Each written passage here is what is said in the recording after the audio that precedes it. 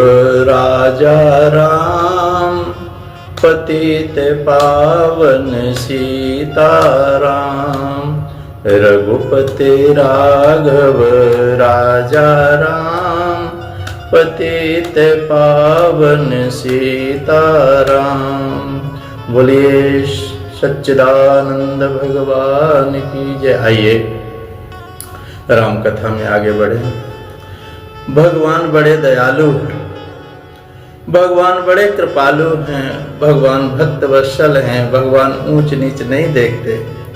प्रेम से पुलकित हृदय चाहिए। जब रावण का युद्ध हुआ, विभीषण बगल में खड़े थे राम जी के। रावण ने विभीषण पर शक्ति चला दी, मेरा भाई होकर शत्रु का साथ दे रहा है। राम ने विभीषण को पीछे किया, सामने खड़े हो गए भगवान। शक्ति राम की छाती में लगी, राम गिर पड़े, घाव बन गया, रक्त की धार निकली। हनुमान जी ने कहा सुषेण वैद्य को ले आऊं प्रभु, संजीवनी बूटी ले आऊं। राम ने कहा नहीं नहीं भैया हनुमान भक्तराज, इस घाव की मुझे बहुत जरूरत है। हनुमंत लाल तुम तो उस समय थे नहीं जब ये घटना घटी। किसी ने मेरे चरण गंगा जल से धोए और मुझसे कुछ लिया भी नहीं। मैं उस भक्त को कुछ दे नहीं सका। मुझे गंगा पार किया, इस घाव की दवाई नहीं होगी, इस घाव की कोई दवाई नहीं होगी, इसकी मुझे बहुत जरूरत है।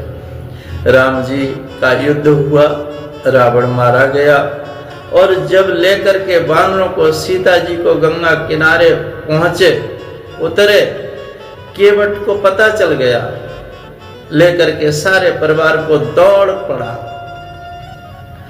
वो घाट छोड़ दिया था प्रभु ने, लेकिन और जगह से उतरे, लेकिन पता चल गया उसको। चरणों में जब प्रणाम किया, राम ने विशाल भुजाओं से उठा के छाती से लगा के जोर से दबाया तो भगवान की छाती से खून की पिचकारी निकली और केवट के चरणों में गिर रही है। देवता पुष्प वर्षा कर रहे हैं, जय जयकार कर रहे हैं प्रभु की। गरम गरम खून जब गिरा केवट के चरणों में देखा केवट ने अपने पैरों की तरफ और पिचकारी निकली है धार खून की। केवट कांप गया, रोने लगा, प्रभु ये क्या? भगवान ने कहा यही तुमने गंगा जल से चरण धोए थे, यहीं पर धोए थे, यही गंगा माँ है और यहीं पर आपने धोए थे। भक्तराज ये चरण तो तुमने गंगा जल से धोए, मुझसे कुछ लिया नहीं, गंगा पार उतार के मुझसे कुछ नहीं लिया तुमने, लेकिन मैं आज तुम्हारे चरणों को अपने हृदय के रक्त बिंदुओं से धोकर उसका ब्याज उतार रहा हूं। मैं अपने भक्त का कर्जा कभी नहीं उतार सकता, अपने भक्त का कर्जा कभी नहीं उतार सकता, मैं ऋणी हो जाता हूं, लेकिन उसका ब्याज उतारा है मैंने। देवता धन्य धन्य कहने लगे, प्रभु ऐसो को उदार जग माही, बिनु सेवा जो द्रवय दीन पर, राम सरस को नाही, ऐसो को उदार जग माही। भगवान जैसा कौन उदार होगा, लेकिन हम बड़े ढीठ हैं, भगवान की तरफ जाना नहीं चाहते। भगवान तो दया के सागर हैं, इसलिए कथा सुन सुन के ईश्वर के स्वभाव की जानकारी प्राप्त करो भाई। ईश्वर के स्वभाव की जानकारी मिल जाएगी, भजन कभी नहीं छोड़ोगे, कभी छूटेंगे नहीं प्रभु। अगर हीरे की पहचान है आपको रास्ते में हीरा मिल गया तो कभी नहीं छोड़ोगे, उसको उठा ही लोगे और ठीक तरह से धर लोगे। और हीरे की पहचान नहीं है आपको तो हीरा रास्ते में तुम्हें मिल गया तो कांच समझ के त्याग दोगे, ठोकर मार के चले जाओगे। यही ढंग से भजन करने लगोगे तो आपकी और देश की सामाजिक और आर्थिक स्थिति व्यवस्थित हो जाएगी। समाज की व्यवस्था अगर बन सकती है तो केवल धर्म और ईश्वर के द्वारा ही बन सकती है। हम लोग कहा करते हैं कि 20 साल की बहन 22 साल का भाई एक साथ एक कमरे में सोते हैं, एक थाली में खाते हैं, माँ बाप कहीं चले गए हैं, दोनों एक साथ रहते हैं। क्या उनके मन में कोई विकार आता है? आपस में कोई विकार नहीं आता। क्यों नहीं आता? कभी विचार किया इस बात का? कौन रक्षा कर रहा है उनकी? धर्म रक्षा कर रहा है, ईश्वर रक्षा कर रहा है। धर्म वहां यह कह रहा है कि यह सगी बहन है और बहन के मन में यह भाव आ रहा है कि मेरा सगा भाई है, यहाँ गंदगी नहीं आनी चाहिए। तो ऐसे सगे भाई बहन जवान एक साथ रहते हैं और धर्म वहां उनकी रक्षा करता है। धर्मो रक्षते रक्षता। लेकिन धर्म कब रक्षा करता है? क्या धर्म को धारण आपने किया है? आपने मर्यादा धारण की है? उनकी रक्षा करता है, पाप नहीं होने देता जीवन में।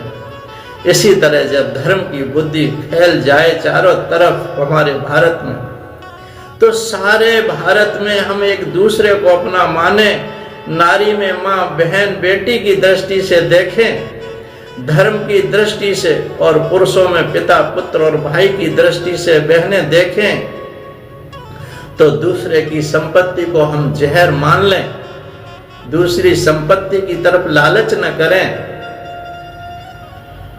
धर्म के आधार पर भक्तमाल में एक ब्राका बांका की कथा आती है, बहुत अच्छी, प्रेरणादायक है। उन्होंने सोना पड़ा हुआ मिल गया, भगवान ने रास्ते में डाल दिया, कोई ले ले, लेकिन उन्होंने उसको मिट्टी समझ के धूल डाल दी उस पर। मिट्टी है, अपने आप व्यवस्थित हो जाएगी व्यवस्था समाज की, सब सुधर जाएंगे अगर हमारे में लालच न रहे। लड़ाई झगड़ने अपने आप खत्म हो जाएंगे। आज प्रांतवार, राष्ट्रवार और भ्रष्टाचार, धर्मवार इतने आज देश के टुकड़े टुकड़े करना चाह रहा है। आज व्यक्ति सुरक्षित नहीं है। धर्म के नाम पर कैसे कत्ल हो रहे हैं। आज धर्म जोड़ने के लिए होता है, तोड़ने के लिए नहीं होता। धर्म दया का नाम होता है, कठोरता का नाम नहीं होता। पर आज व्यक्ति धर्म के नाम पर अधर्म कर रहा है। इसलिए आज हमारे देश की, समाज की ये अव्यवस्था, दुर्व्यवस्था है। धर्म सही रूप में आपके जीवन में आ जाए तो ईश्वर सही रूप में आपके जीवन में उतर आएगा, जीवन में उतर आएगा। रावण ने राम का रूप रखा तो सभी नारियां पराम भगवती का स्वरूप दिखाई देने लगी। तो मैंने आपको बताया कि रावण जैसे व्यक्ति का भी अगर मन बदल सकता है राम बनने के बाद, तो क्या राम का भजन करने के बाद हमारे आपके मन में परिवर्तन नहीं हो सकता? परिवर्तन अवश्य होगा। हमारे आपके मन की भी निर्मल हो सकते हैं जब हम, रावण जैसे पापी का मन निर्मल हो सकता है राम बनने के बाद, तो फिर हमारे आपके मन जरूर स्वच्छ साफ हो जाएगा, कभी इसमें विकार नहीं आएगा।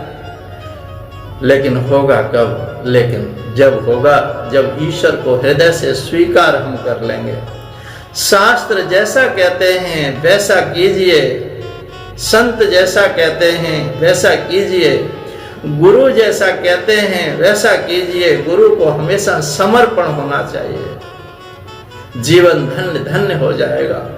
भगवान राम गंगा पार होकर के महर्षि भारद्वाज के आश्रम पर होते हुए सीता जी ने गंगा का पूजन किया। पूजन करके भारद्वाज आश्रम पहुंचे। आश्रम में पहुंच के उनके साथ वार्तालाप हुई। महर्षि वाल्मीकि ने जब भगवान राम का दर्शन किया, वाल्मीकि आश्रम पर पहुंचे, वाल्मीकि जी ने भगवान राम का दर्शन किया तो आनंद से विभोर हो गए। वाल्मीकि मन आनंद भारी, मंगल मूरत नैन निहारी। आज मंगल मूर्ति को नैन से निहार रहे हैं वो। ये वही महापुरुष हैं जिन्होंने राम अवतार से पूर्व रामायण की रचना कर दी। लोग प्रश्न करते हैं कि राम अवतार से पहले कथा कैसे लिखी गई, कैसे लिख सकते हैं जब कुछ हुआ ही नहीं तो।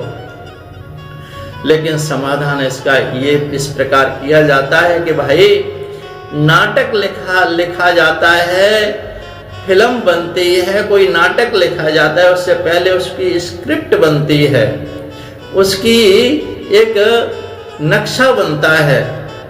मकान बनाने से पहले भी, मकान बनाई, कोठी बनी, उससे पहले नक्शा पास करवाना पड़ता है, नक्शा बनाना पड़ता है।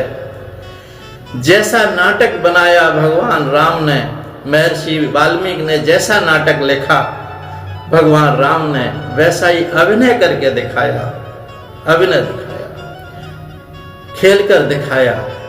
महापुरुष त्रिकालज्ञ होते हैं। अनागतम अतीतम विप्रकृष्टम सन्निकृष्टम सम्यक पश्यन्त योगिनः।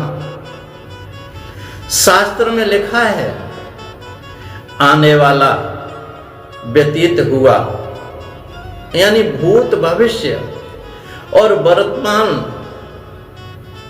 जो कुछ इन तीनों कालों में छुपा हुआ है वो महापुरुष सब जान लेते हैं। उनके मस्तक में सब उद्भूत हो जाता है। सम्यक पश्यन्त योगिनः।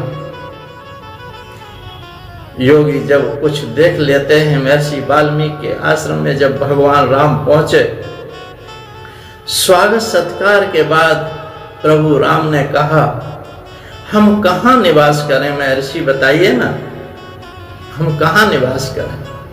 वाल्मीकि ने कहा, आप कहाँ नहीं है ये हमें पहले बता दो प्रभु, आप कहाँ नहीं है। पूछे मोय के रहूं कहाँ, मैं पूछत सकुचाय। जहां न हो तहां देव कहे, तुम्हें दिखाऊं ठाव। जहां आप नहीं है वहां बता दो तो मैं तुम्हें ठाव बता दूं, यानी ठौर बता दूं, जगह बता दूं। भगवान राम संकोच में आ गए। महर्षि वाल्मीकि के प्रश्न का उत्तर नहीं दे पाए, क्योंकि ऐसी कोई जगह नहीं जहां ईश्वर न हो। जो लोग ईश्वर को मानते हैं उन्हें उतना अवश्य ध्यान में रखना चाहिए कि ईश्वर एक देश में नहीं है, केवल मूर्ति में नहीं है। ईश्वर की सत्ता कण कण में है, कण कण में व्यापक है। जर्रे जर्रे में है झांकी भगवान की, किसी सूझ वाली आंख ने पहचान की। नामदेव ने पकाई रोटी कुत्ते ने उठाई, पीछे घी का कटोरा लिए जा रहे। सूखी तो ना खाओ, थोड़ा घी तो लेते जाओ, अपनी सूरत क्यों मुझसे छुपा रहे। कुत्ते में भी नामदेव ने देख लिया, प्रभु व्यापक सर्वत्र समाना, प्रेम ते प्रगट होए में जाना। प्रभु सब जगह समान रूप से समाये हुए हैं। मूर्ति में ईश्वर को मानने वाले बहुत मिल जाएंगे, लेकिन चलती फिरती मूर्तियों में भगवान को देखने वाले बिरले मिल पाएंगे। मंदिरों में कितनी भीड़ लगी है, लेकिन वही मंदिरों में जाने वाले माता पिता को ठुकरा रहे हैं। हम कहाँ करते हैं, कहाँ करते हैं। कारीगर के द्वारा बनाई गई मूर्ति में तो हम भगवान को देख लेते हैं, जो एक ब्राह्मण देवता ने प्राण प्रतिष्ठा की है, मंदिर में रख दी गई। पर भगवान ने जो स्वयं मूर्ति बनाई उसमें भगवान ने ही प्राण प्रतिष्ठा की है। यह व्यक्ति की कमजोरी है, हम उसमें अछूत भाव कर लेते हैं, हम उसको नीच देख लेते हैं। भगवान की बनाई हुई मूर्तियां नीच और अछूत कैसे हो सकती हैं। जब तक हम भगवान की बनाई मूर्तियों को मान्यता नहीं देंगे, तब तक प्रभु का प्रेम प्राप्त नहीं कर पाएंगे। 84 का चक्कर ही काटते रहेंगे।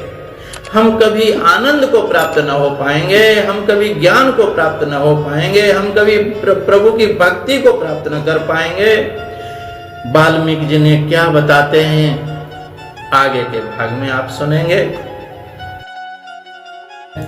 सद्गुरुदेव भगवान की जय। जय जय श्री राधे, जय जय श्री कृष्ण।